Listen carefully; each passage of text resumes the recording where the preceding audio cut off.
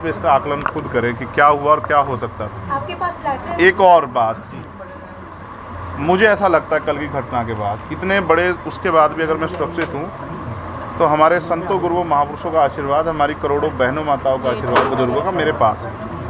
और मैं जो जिम्मेदारी मैं लेके मैदान में आया हूँ, बाबा साहब अम्बेडकर, माननीय काशीराम साहब, सदगुरु रविदास जी का जो बेगमपुरा राज का सपना है, मानवता के राज का सपना है, संविधान को लागू कराने का है, इन वर्गों को अधिकार देने का है, जब तक वो पूरा नहीं होगा मैं कहीं जाने वाला भी नहीं। गाड़ी को मीरकपुर में छोड़कर अपराधी भाग जाते हैं तो उसको कुछ और बता रहे, कुछ तो कहानी कुछ और नया मोड़ देने की कोशिश हो सकता है वो चाहते थे जो गुजरों और दलित समाज में एकता बनी है वो एकता टूट जाए, ये होगा ही नहीं कभी।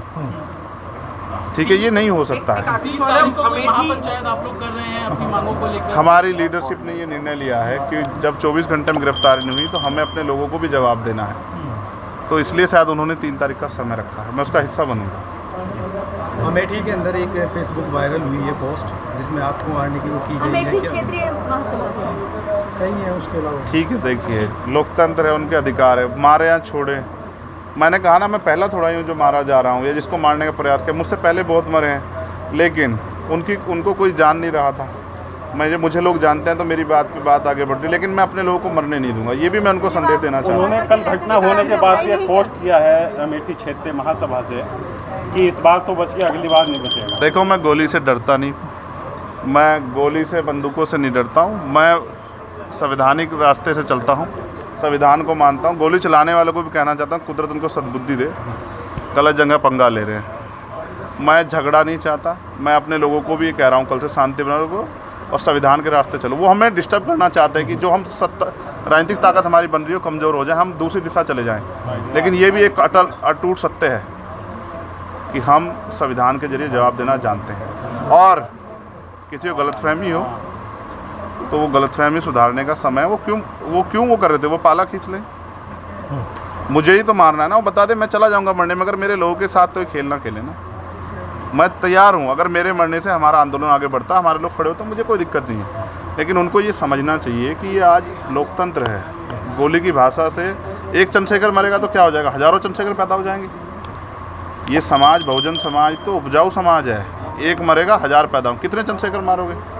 और मारो गोलियों में, सत्ता का संरक्षण आपको है, मुख्यमंत्री आपका अपना है, खूब चंद्रशेखर को मारो, हर जिले से चंद्रशेखर पैदा होंगे। पहली घटना, लेकिन बाबा साहब अम्बेडकर और माननीय काशीराम साहब को सपना पूरा करे बगैर संविधान को लागू करवाए हम लोग जाएंगे नहीं। चंद्रशेखर भाई, पहली घटना आपके साथ मुजफ्फरनगर में हुई, दूसरी अब देवबंद में हुई, अब लगता है कि आसपास का क्षेत्र उससे पहले बुलंदशहर। अगर पहली घटना पे ठोस कार्रवाई हो जाती तो अपराधियों के हौसले कमज़ोर होते हैं, लेकिन मैंने कहा ना कि एक रानी का नहीं, एक प्राइमरी स्कूल के हेडमास्टर का बेटा है, एक गरीब माँ का बेटा है, तो मर जाए, क्या फ़र्क पड़ा, किसी को क्या फ़र्क पड़ता है? उनका रास्ते कांटा आसान से निकल रहा है, तो इसलिए उनको लगा कोई वो नहीं, लेकिन जनता समझ रही है।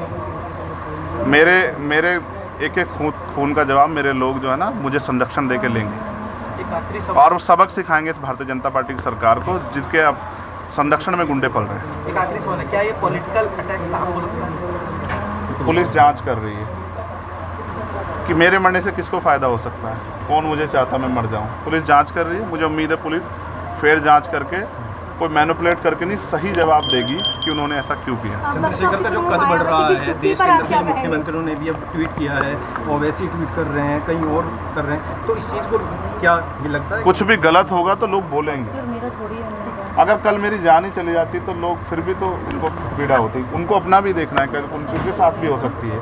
ये लाइन ही विचारधारा ही गलत है कि गोली से वो करो, और ये बीजेपी की भाषा है, गोली मारो सालों को, ये वो उपजाऊ हो रही है। देखिए, बहन जी से मेरी कोई नाराज़गी नहीं है, मैंने उनको हमेशा बड़ा माना, वो मुझे छोटा नहीं मानती अपने परिवार का। उनको ये घटना छोटी लगी, शायद अगर मैं मर भी जाता शायद उनको इस पर कोई शायद बुरा नहीं लगता, मुझे उनसे कोई दुख नहीं है। मेरे लोग मेरे साथ हैं ये बहुत, और वो समझ रहे हैं कि जो उनके लिए मरने को तैयार है, जिसने जो जान पे जिसकी बनाई है वो हमारा अपना है। मेरे लोग मेरे साथ खड़े होंगे, मैं इस लड़ाई को लड़ता हूँ। लगभग सभी दलों के लोग आपसे मिलने आए हैं, कैसा कुछ देखते हैं, क्या? नहीं, मैं उनका धन्यवाद करता हूँ, नहीं मैं कह रहा हूँ बस सबका धन्यवाद करता हूँ, मगर ये है मैं ये प्रयास करूँगा कि भविष्य में ऐसा किसी के साथ ना, इसलिए लॉ एंड ऑर्डर की कानून व्यवस्था अच्छी होनी चाहिए, मुख्यमंत्री इस पर ध्यान देना चाहिए। बात चंद्रशेखर की नहीं है, बात इस प्रदेश में हो रही हज़ारों बहनों के साथ जो अस्मतें लूट रही है, हर महीने रेप हत्याएँ हो रही हैं, लोगों की जान जा रही है, सब उन पर वो करता है। तो वो मुख्यमंत्री पद पर बैठे हैं, अगर वो इसको संभाल नहीं पा रहे तो क्या फ़ायदा, फिर उनको इस्तीफा दे देना चाहिए। फिलहाल आप ठीक है, डिस्चार्ज किया जा रहा है? हाँ ठीक हूँ, आपके बस कार्यकर्ताओं ने आज जो है जगह जगह ज्ञापन चलो भाई, किया भाई, है, चलो। सहारनपुर में किया। अगली रणनीति क्या रहेगी किसी नहीं, कोई रणनीति नहीं है, पार्टी के सीनियर लीडर जो तय करेंगे हम लोग उस पर काम करेंगे। और दूसरा, मेरे पीठ में जहाँ गोली लगी है वहाँ ड्रेसिंग जारी है, ठीक है। पहले से आराम है, बस एक जलन और वो घाव है, जख्म वो तो है ही, तो सांस लेने में दिक्कत थी, बीपी जो है फ्लक्चुएट हो रहा था, अप डाउन हो रहा था, वो अब ठीक है पहले से। चलो।